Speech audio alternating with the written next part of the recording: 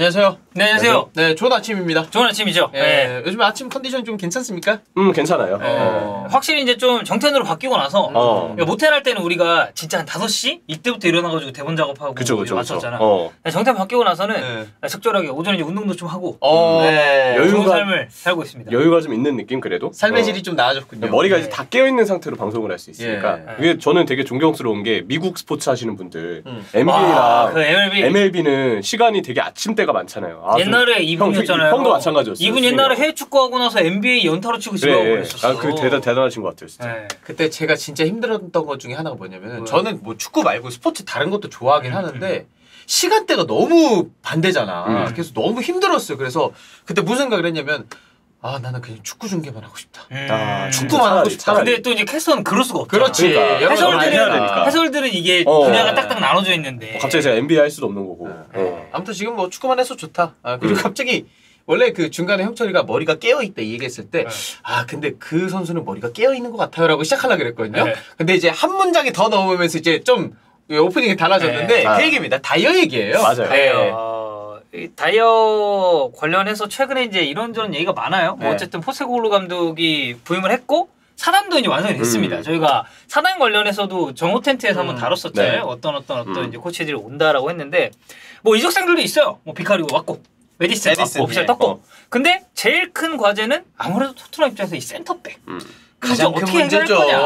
사실 이게 뭐 한두 명이 문제 그리고 몇 명은 확실히 쓸만해 3백이든 4백이든 뭐 이거 가지고서 이제 고민하는 거는 그래도 괜찮은데 여기는 선수 자체에 대한 구성에 대한 문제니까 빨리 오피셜이 떠야죠. 떠야 되고 한 명만이 아니고 2명은 와야 돼요. 저는 진짜 무조건 2명 이상을 생각을 해야 된다고 봅니다. 그러니까 누구를 이제 기용을 하고 누구를 영입을 하고 사실 저는 아까 형이 얘기했지만 백포, 백스리는 그 다음 문제야. 맞아.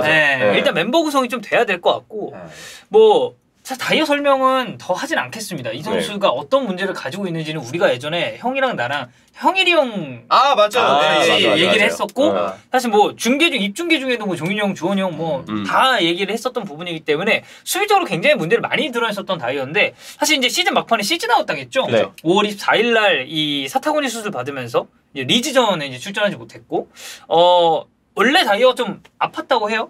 그래서 이제 이거를 좀 참고 뛰는 왜냐면 어쨌든 토트넘도 유럽 대항전 경쟁을 끝까지 했지만 물론 이제 못 갔지만 끝까지 하는 상황이었기 때문에 통증 견디면서 출전했다고 하는데 뭐 이 부분에 있어서는 저는 다이어의 그런 어떻게 보면 투지죠 이거는. 저는 이런 거는 좀 리스펙트합니다. 그런 거 있잖아요. 라커룸에서의 리더라고 되게 많이 대화도 많이 하고 그런 부분에서는 다이어가 인정받는 부분이 분명히 있는 거예요. 맞아요. 근데 그건 있죠. 그러니까 그간의 부진이 모두 부상 때문은 아니었다. 그쵸. 이 부상이 뭐 시즌 내내 있었거나 하는 등의 이유는 아니잖아요. 어쨌든 다이어의 부진과 이 막판의 부상을 좀 별개로 봐야 될 문제라고. 그래서 뭐 어쨌든 계속 좀 불편했었던 부위라고는 하더라고요. 그래서 이후에 이제 수술하고 지금까지 확인된 바로는 프리시즌에 이제 복귀를 할 예정입니다. 이제 문제는 다이어가 이제 대학 기간 1년이 남았는데 내년 여름에 FA가 돼요. 재계약 관련 얘기는 거의 안 나오고 있는데 올 여름 이적 시장에서 나간다는 얘기가 잠깐 있었습니다. 근데 최근 동향을 봤을 때는 잔류가 좀 정배가 아닌가. 왜냐면 이 사미 목벨이 그런 얘기를 했더라고요. 다이어는 지금 포스테코글루 감독 밑에서 뛸 수 있어서 굉장히 기쁜 상태고. 이거 지금 포스테코글루 감독에게 묻긴 한 거예요? 그건 알 수 없죠. 본인만 기뻐하는 거 아니야? 와, 새 감독 왔다. 와 하는데. 그런 느낌이지. 새 감독 얘기는 들어보지도 않고. 여름 이후에도 클럽에 계속 머물고 싶어 하면서 이 본인의 자리를 지키기 위해서 좀 싸우고 싶어 한다. 라는 내용의 얘기가 나왔습니다. 본인의 자리를 위해서 지키고 싸우고 싶어하고 새로운 감독이 와서 새로운 마인드를 시작하는 거 당연히 이해하죠. 근데 이제 태도는 좋은 거죠. 그리고 토트넘이 지금의 순위를 유지하고 싶은 팀이 아니잖아요. 올라가고 싶은 팀이잖아요. 그러면 다이어는 좀 어렵지 않을까. 그러니까 여기서 이제 목벨이 얘기하는 건 경험이 좀 풍부한 옵션으로서의 다이어를 보유하는 건 토트넘이 좀 이익이 된다라는 그런 워딩이 있는데 경험이 풍부한 건 인정이죠. 그럼요. 그건 맞아요. 팀 선수들하고 관계도 좋고. 근데 어쨌든 다이어가 경기를 굉장히 부진했고 그것 때문에 비판을 많이 받았었잖아요. 한 시즌 부진한 건 아니잖아요. 또. 근데 이제 토트넘이 이제 그건 있습니다. 약간 지금 격변의 시기거든요. 여기도 좀 어느 정도 선수단이 전체적인 폭에서 바뀌어야 된다고 생각하는 주의예요. 특히 이 후방 라인.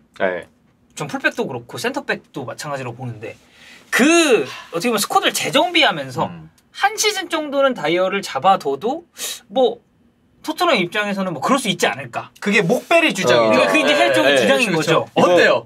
저는 이제 여기서 하나 예. 에피소드를 좀 설명해주고 예, 싶은데 예. 저는 개인적으로 다이어 나갔으면 좋겠다는 입장이에요. 아. 저는 당연히 왜냐면 더 있어봐야 대부분이 그렇게 생각을 할 거야. 더 있어봐야 불안해. 기량적으로 개선이 극적으로 되기는 힘들 거라고. 아, 그렇죠. 근데 이제 그건 있는데 여기서 하나 들 생각이 저는 다이어를 보면서 느끼는 게 예전에 울버햄튼이랑 에버튼에 있었던 지금 또 이제 레스터가 좀 근접하다고 하는 코너 코디 생각이 많이 나요. 근데 이제 코너 코디는 다이어보다는 롱패스라는 툴은 확실했어요. 근데 수비가 무난한 거는 다이어도 코너 코디도 마찬가지였고 그리고 코너 코디랑 다이어 둘 다 불리는 별명의 특징이 라커룸 리더예요.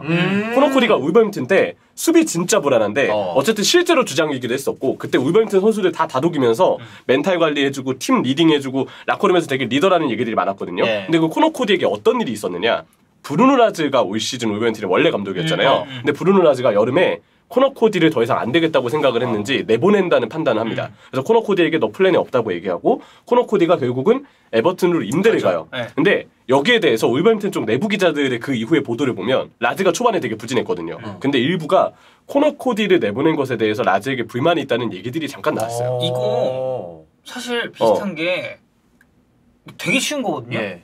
우리 FM 할 때도 색이 너무 못해. 그치. 근데 그룹의 리더다? 맞아요. 그러면 걔 내보내려고 하잖아. 그러면 찾아와 선수들이. 그래서 맞아. 분위기가 되게 뒤숭숭해져. 사기 막 떨어지고. 이게 그때 한창 부진할 때 그 울버햄튼 모든 팀들이 부진할 때는 온갖 얘기들이 다 나와요. 맞아. 그래서 맨유 봐봐. 그래. 얼마나 안 얘기가 나왔어. 내부적으로 이 얘기의 어떤 신뢰도를 떠나서 어쨌든 이런 얘기가 나오는 것도 부진에 있어서 좀 나올 만한 얘기다. 결국은 이게 라커룸 리더를 감독 입장에서 내보내는 게 얼마나 부담되는 일이고 만약 이 울버햄튼 쪽 내부 기자의 보도가 사실이라면 이런 리스크를 팀적으로는 안고 갈 수 있다. 감독으로도 마찬가지예요. 그럼 포스테코글루 감독 입장에서도 뭔가 라커룸 리더를 내가 오자마자 내보냈을 때 다른 자원들에게 반발이 있지 않을까? 리스크가 좀 있을 수 있지. 그리고 새 감독이잖아. 그러니까 라는 부분에 대해서 본인은 좀 부담이 있을 수도 있을 거라는 생각입니다. 그리고 이제 좀 그런 거예요. 센터백 정비 필요한 거 오케이. 맞아요. 근데 그 센터백 라인에 있는 선수 다빈손 산체스, 탕강가, 다이어 얘네 뭐 내보낸다고 칩시다.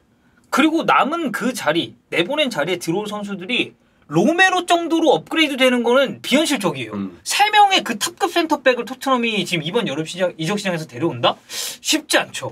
다른 팀들하고 경쟁도 분명히 있을 텐데. 맞아요. 근데 이런 면을 종합해 봤을 때도 이제 그런 뭐 경험적인 측면에 이런 쪽에서 그 라커룸의 어떻게 분위기를 주도할 수 있는 데서 다이어를 좀 남기는 게 뭐 좋지 않겠냐라는 얘기가 나오는 것도 뭐 어떤 부분에서는 일리가 있는 것 같아요. 형철이의 그 스토리도 그렇고. 물론 저는 반대입니다. 저는 딱 그런 거예요. 만약에 그 정도로 얘가 라커룸에서의 중요한 존재고 감독과 선수들의 이제 소통에 있어서 굉장히 중요한 존재다.